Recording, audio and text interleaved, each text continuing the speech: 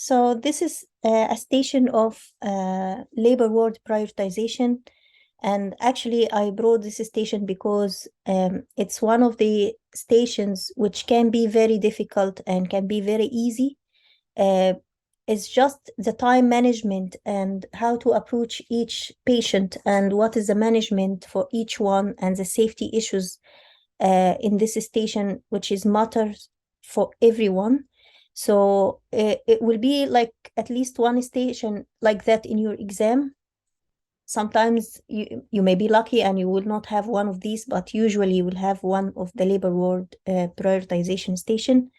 So it will be like a structured discussion task. So structured discussion, that means there is no role player. So you will be you and the examiner, and you will be having a list of patients in the labor ward, and the discussion will be through like all the patients and how you are gonna manage the situation and prioritize each patient. So this is a structured discussion task assessing information gathering, communication with patient, communication with colleagues, patient safety, and applied clinical knowledge. So you are the registrar in the labor ward today, and you have just had the handover from the night team at 8:30 in the morning. And your team is involving one SHO, anesthesia registrar, the labor ward coordinator, and 6 midwives. The consultant is not able to attend the handover as he has been called in an urgent surgical case. So we need, first of all, to know the assignment for each one. So what are the competencies of each one of your team so that you can assign the work, like which patient you need to go yourself, which patient you can send your SHO, which patient you can send the coordinator or any midwife. So I just want to let you know what can they everyone do in the labor ward and what is the role of everyone. So if we have an SHO, if he mentioned that he is an SHO and it didn't mention like ST1 or ST2, that means a SHO can be just a general SHO who can only put an IV line, can only take bloods, take history, and examine the patient and send some bloods and interpret the blood results, and also can prescribe some medication, okay? However, if it is ST1 or ST2, that means he is in the training program and he has some experience as ops and gynae, but usually it will be just limited experience, like he can conduct delivery. Sometimes they may do an instrumental delivery but non-rotational, but that if he already mentioned that in the station, like sometimes he will tell you like like there is an SHO who can do non-rotational instrumental delivery. So unless he mentioned that, then you can assume that this SHO is not competent to do that.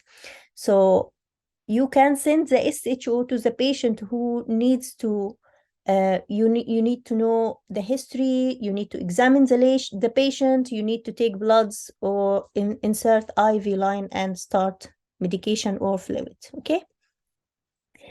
The anesthesia registrar can help you in cases like the patient who had marked blood loss in theater, or the patient with eclampsia, or a cardiac patient, like, some kind of cases, but not everyone. And also he will be needed if you need to go to theater for any patient, so you will need the anesthetist with you as well, okay?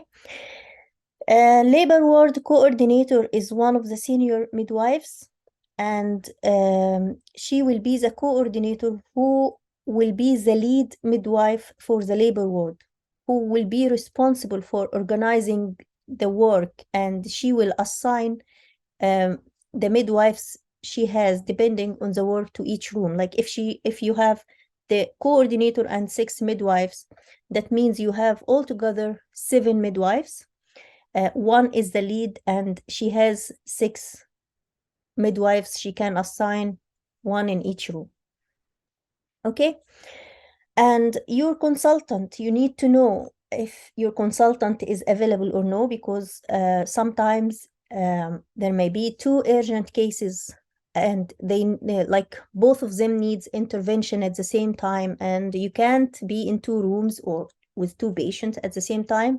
So you need to know whether the consultant is free to join you, or if he is not free and you have two cases at the same time, you shall call another consultant to attend. Okay, so do you have any questions so far? If you are unsure about any of these rules, you can ask. So feel free to do that. And if you are interested to try with the cases, I'm happy as well. So here are our patients in the labor ward. So we have 8 rooms altogether. Remember that we have 6 midwives and 1 lead midwife. So there may be 1 room without a midwife, and that's very risky. So we just need to bear that in mind. It is not usually the case in the exam. They will give you enough stuff for your labor ward. That's just a station to train our mind about how to approach. So the aim of the station is prioritization. That means we need to know which room you are going to go first. So to do that, you have to read all the rooms, okay, in the 2 minutes. And that's sometimes is unlogic because there are lots of informations in every station. And sometimes there are maybe missing information, and you need to ask further information from the examiner to know more about the patient. However, you can just have a panoramic view and have a look on all of the cases, like as far as you can. So to pick up which is the most urgent case. And if you started your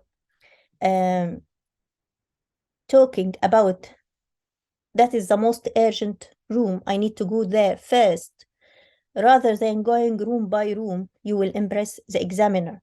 However, if you can't do that and you feel that all the informations are like, taking very long time to read, and you couldn't finish everything before going inside the cubicle, then you can ask the examiner to go room by room. Okay, so the better option is to go according to the priority. However, if you can't do that, then you can go room by room. Okay, so first of all, when we start, we need to have a look, like while you are reading outside the cubicle, you have 2 minutes to read all the information. So room 1, we have Emma Ferguson. She's a prima gravida, 37 weeks.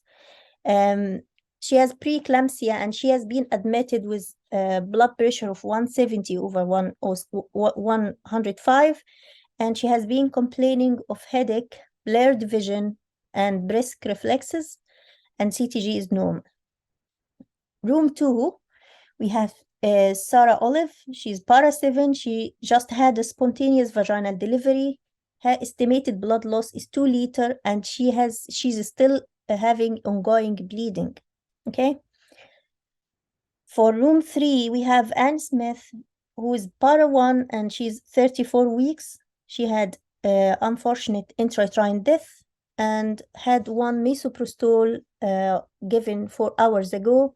She's now due for reassessment, and possibly she may need the second dose.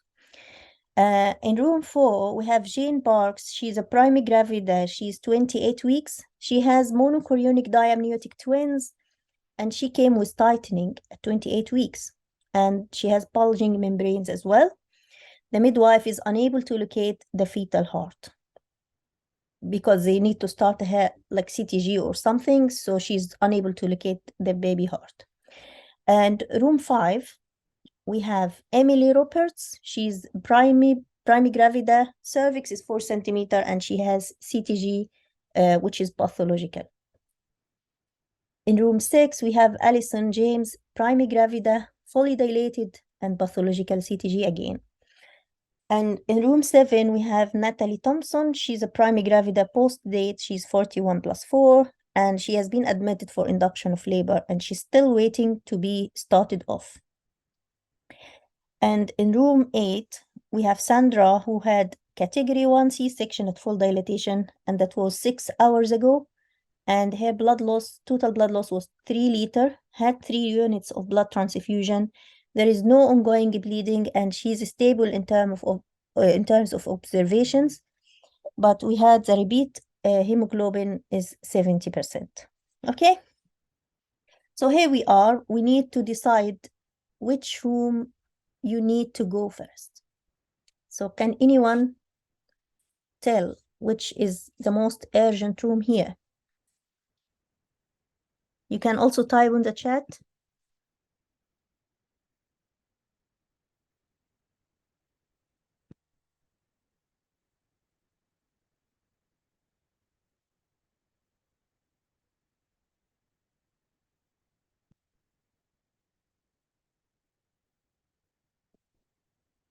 Any volunteer? Can you hear me?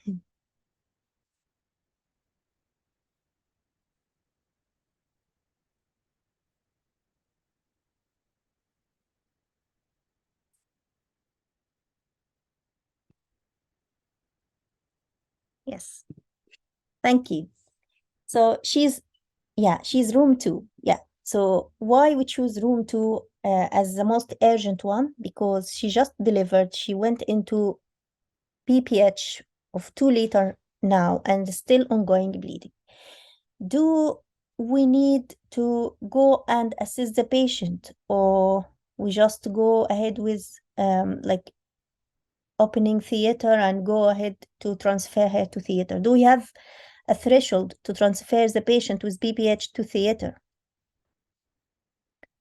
So once the patient crossed 1.5 liter, we need to go to theater straight away. Okay. So once they mentioned that the patient has passed 1.5 liter, then we need to activate the MOH, okay? Massive obstetric hemorrhage.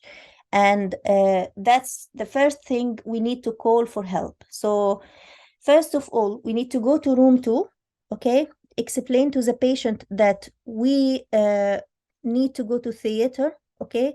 For examination under anesthesia, and also managing her bleeding, because she's lost 2 liters so far and still didn't stop. What we need to know about this patient? First question, is the placenta out or still there? Okay, because sometimes the placenta is partially separated inside and the bleeding is just continuous from the partial separation because the uterus is not able to contract. So first of all, we need to confirm where is the placenta. And if the placenta is delivered already, is it completed or no? We need to look on the placenta, okay?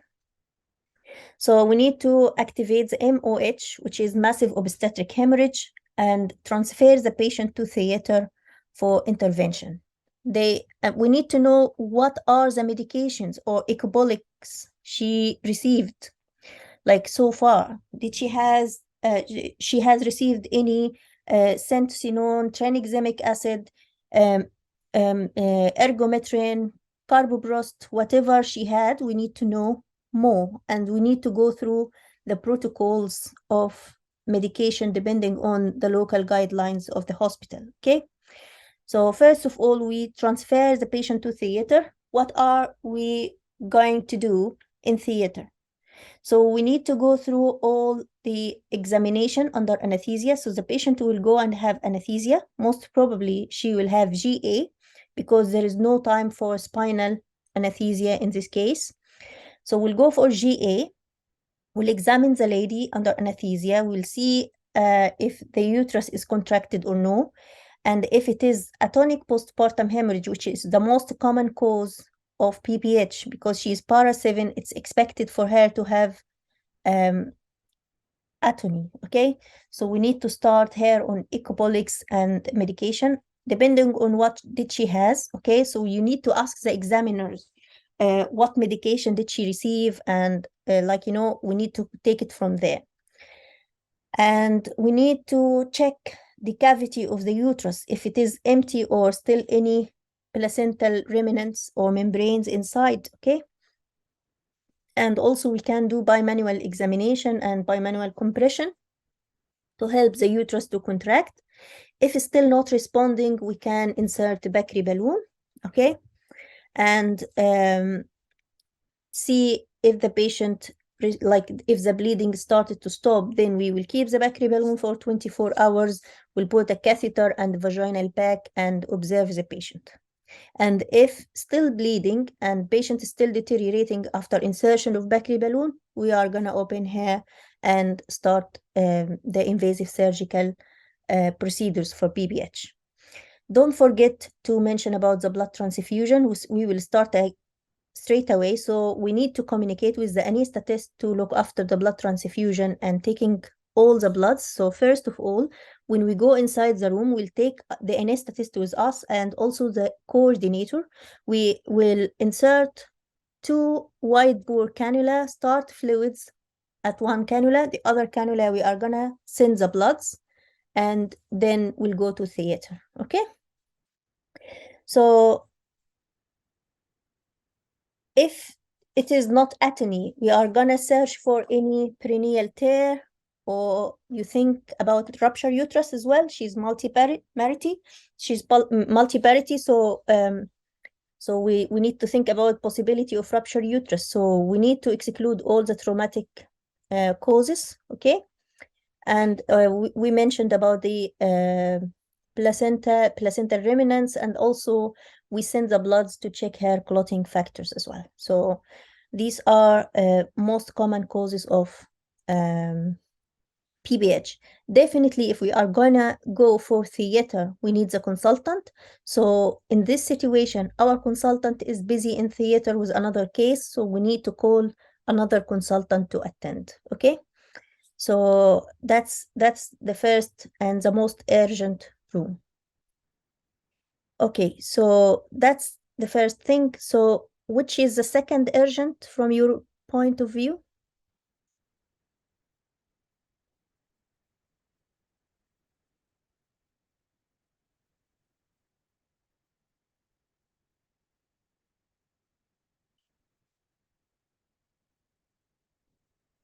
So if we decided to go with room 2 to theater, are we gonna leave room 1? Yeah. So we have room 4 and room 6, both of them, they have pathological CTG. Are we gonna go and do something for them before going for room 1?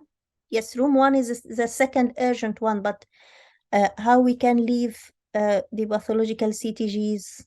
Who needs to go there? So before, once we consented room 2 for going to theater for PPH, and we already there and try to sort it out, we may ask the midwife to go and do ARM in room 5, because we don't know if she has intact membranes or no. So we need to ask the examiner about room 5, if she has intact membrane or ruptured. So if she has intact membrane, then we need to do ARM, okay? We need also to change her position, start some fluid, and give the CTG like 20 to 30 minutes to see if there is any improvement. So we will do the first aid measures for the CTG. Because she's 4 centimeter, we are not gonna deliver her at the moment unless her CTG didn't respond to the initial measures, okay? And then in room 6, she's fully dilated and she has pathological CTG.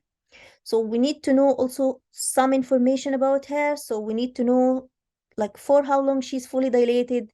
Is there any epidural or no? Because it will differ when we are gonna interfere, okay? And because there is a pathological CTG, whatever the situation, we will not give the full time. We need to interfere now. But if we are going for instrumental delivery, we need to assess her to see the station of the head. Okay, so where is the head now? Is it spine? Is it +1? Is it -2?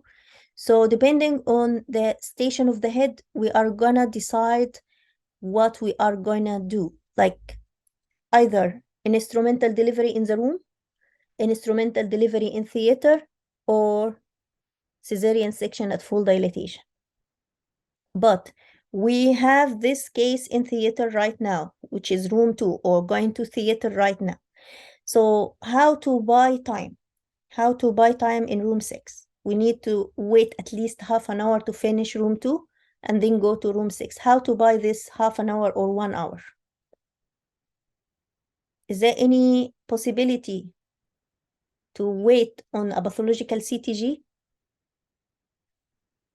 So there is a small intervention called fetal blood sampling, okay? So we can go for room 6 and do the fetal blood sampling and see if the blood gases are normal. That will give us an assurance for half an hour or 1 hour, okay? Until we finish room 2 and then go back to room 6. And this also, we can change the position, start fluids, and give her some time to, to settle. And if it didn't settle, then we can take it from there, either to deliver her in the room or to go for theater or to do a C-section. However, if the blood sample came back with the gases abnormal, then we need to open a second theater. One important thing you need to know, there is only one theater in the labor ward for emergencies. So you need to decide which patient takes the priority to go to theater. So if you have two patients, like room 2 and room 6, and like, for example, if room 6 needs C-section and room 2 needs to settle her bleeding, and both of them need this theater at the moment, and you have only one theater, so you need to decide which one will go now for theater. The other one can go for second theater. To open another theater, you need to call the theater team and arrange for that. And there is like another arrangement for that. And you need to call the consultant to attend. Anyway, we are gonna call the consultant for room 2. So opening second theater is like an issue in the labor ward when an emergency situation is raised up. So you need more stuff, you need to call for help, okay? But if the gases are fine, then we are buying time so we can wait on room 6. Well, so the second one to go is room 1. But why we need to go to room 1? She is not in labor, or we don't know if she's in labor or no, but the information we have that she's admitted only for high blood pressure. So even while I'm going to room 2 theater, I can send the SHO, okay, to see the patient, take the history and do the examination and do everything, put the IV line, okay, take the bloods, send the PET bloods, which are kidney function test, liver function test, and coagulation profile, full blood count, okay, and also to start her on medication, which are antihypertensive medication, okay. The first line is labetalol 200, okay, and we need to ask the midwife to check her blood pressure in half an hour. So the SHO will go and take the bloods, send them, and start her on labetalol 200 milligrams as a first line, and examine her, do everything for her, because we don't need to waste time. Like, we can't go to theater and leave this patient. She may have eclampsia while we are inside. So we need to start her on something while we are going. So I will go to room 2 and send the SHO to room 1 at the same time. The SHO will take history, examine the patient, put an IV line, start her on labetalol, and will measure the blood pressure in half an hour, send her PET bloods, And if she has a brisk reflexes and headache, that's signs of severe preeclampsia. So we need to start her on magnesium sulfate. So we'll put a catheter, a Foley catheter, and explain to her the diagnosis. We are gonna review her again in half an hour. So once we finish room 2. So unless she's in labor, she may need you to go, but I don't think she's in labor. They didn't give the information here. So that's, you need to ask the examiner if the patient is having any symptoms of labor or if she's in labor by any chance. Okay. So that's, so we finished now room 1, room 2, room 5, and room 6. Let's see what's remaining in the labor ward. So 1 minute. Why not the ST5 anesthetist? Because we need the anesthetist to come with us in theater. Okay. Yeah.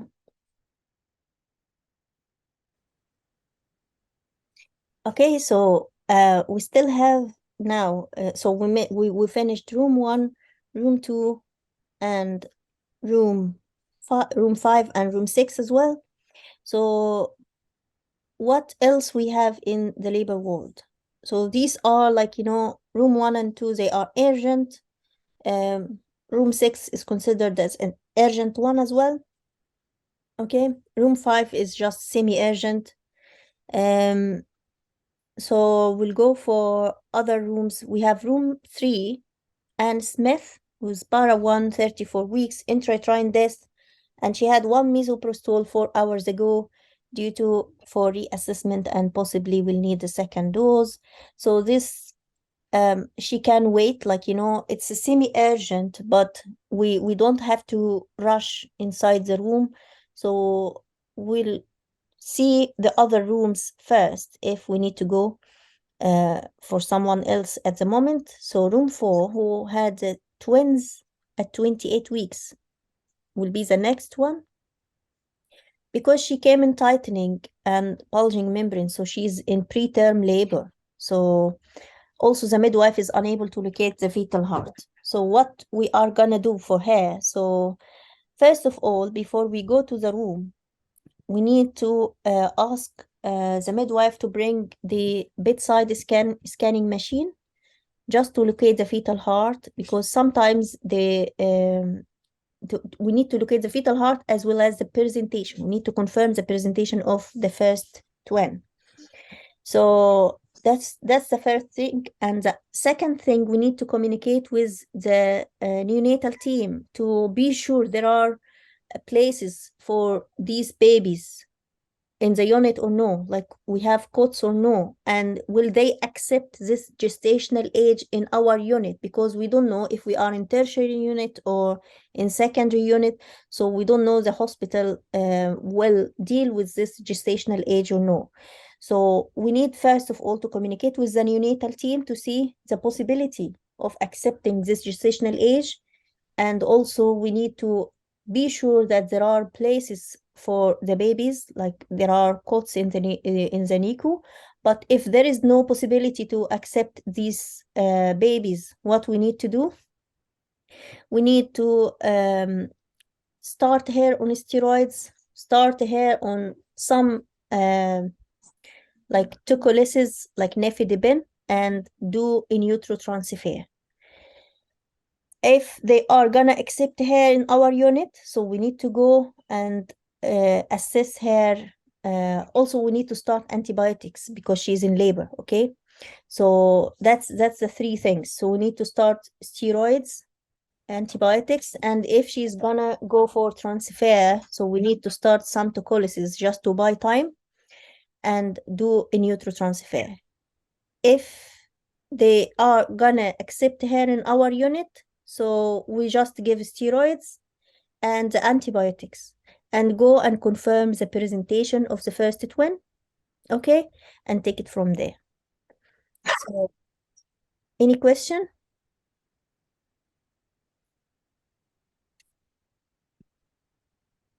Yes, magnesium sulfate, that's right. Thank you.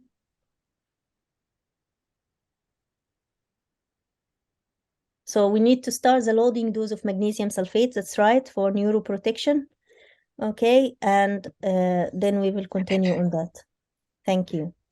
So room room 7, this Natalie Thompson, she's a primary gravida 41 plus 4. She's admitted for induction of labor and she's still waiting to be started off. So this is a non-urgent case. We need to, we will not just leave her in peace. We need to apologize for her. So we may go ourselves after finishing all that and apologize, or sometimes we may need to send the midwife, the coordinator, or even the SHO. Someone has to go and explain the situation in the labor ward and apologize for the delay, and then take it from there. For room 8, who had a C-section at full dilatation, she's stable in terms of observation and everything is fine. However, she's still having a low hemoglobin level. So she just needs more blood. We can just prescribe one more unit of blood transfusion.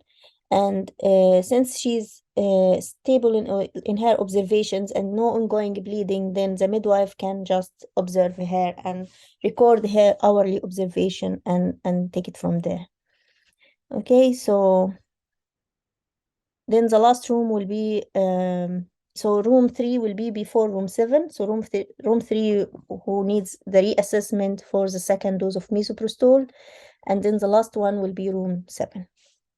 Okay, so if we are gonna prioritize the cases according to the urgency, so first of all we need to go to room 2.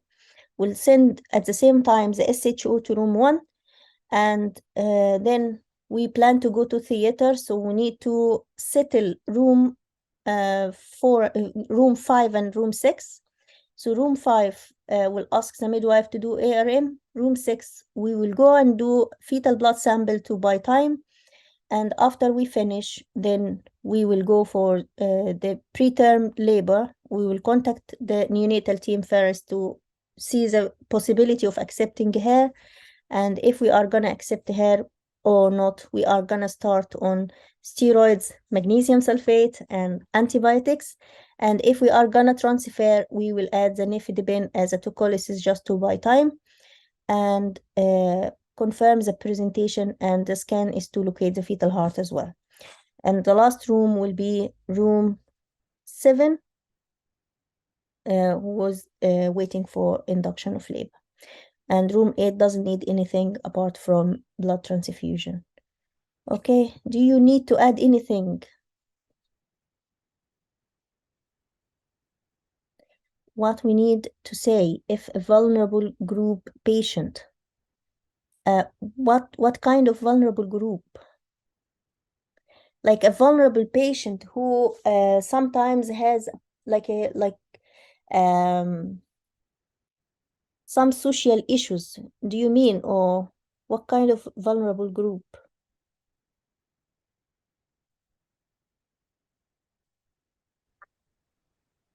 So sometimes we may have a patient who is vulnerable patient. That means they are getting some abuse at home by the partner, or she is not